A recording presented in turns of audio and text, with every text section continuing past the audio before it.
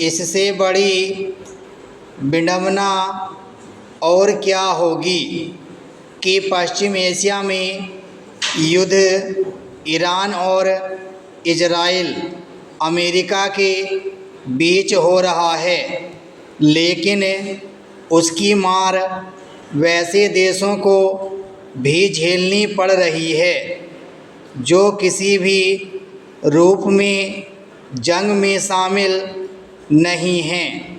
कई देशों में अब हालत यह है कि वहाँ तेल और गैस की कमी की वजह से आम जनजीवन बुरी तरह प्रभावित होने लगा है।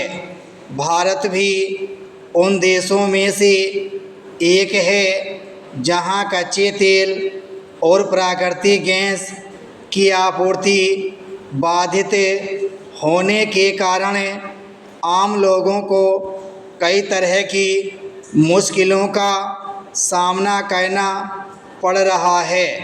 ख़ास तौर पर जब से ईरान ने होर्मुज़ जलमार्ग को बाधित किया है, तब से कई देशों में कच्चे तेल और गैस की आपूर्ति पर व्यापक असर पड़ा है। भारत में रसोई गैस सिलेंडर की उपलब्धता भी काफ़ी प्रभावित हुई है।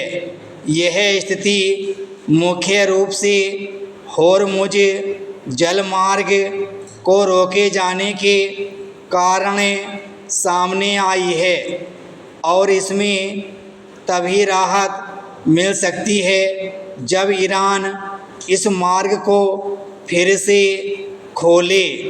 यूँ वैश्विक स्तर पर यह चिंता गहरा रही है कि अगर होर्मुज़ जलमार्ग को इसी तरह बाधित करके रखा गया तो आने वाले दिनों में स्थितियां और बिगड़ सकती हैं।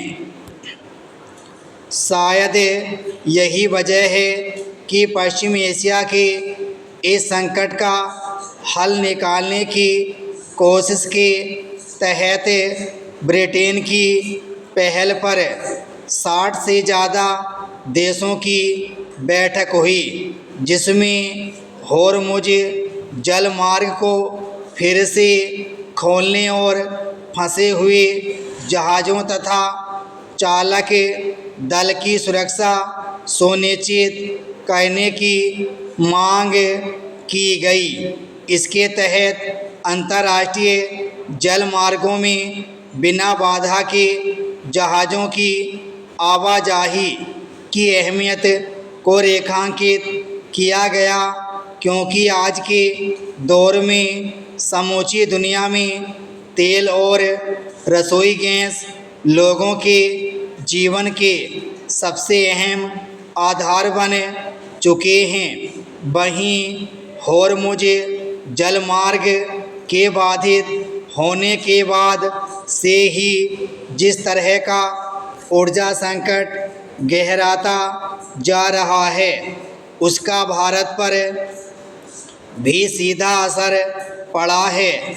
जाहिर है, अन्य कई देशों की तरह भारत भी इस प्रयास में है कि जितना जल्दी हो इस संकट का हल निकले और होर्मुज़ जलमार्ग को खोला जाए।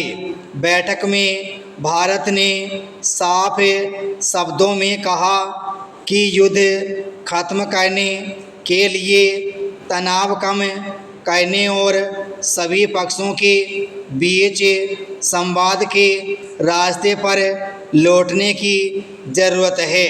यूँ भी आज के दौर में कोई भी युद्ध सिर्फ उन देशों को प्रभावित नहीं करता जिनके बीच वह लड़ा जा रहा होता है।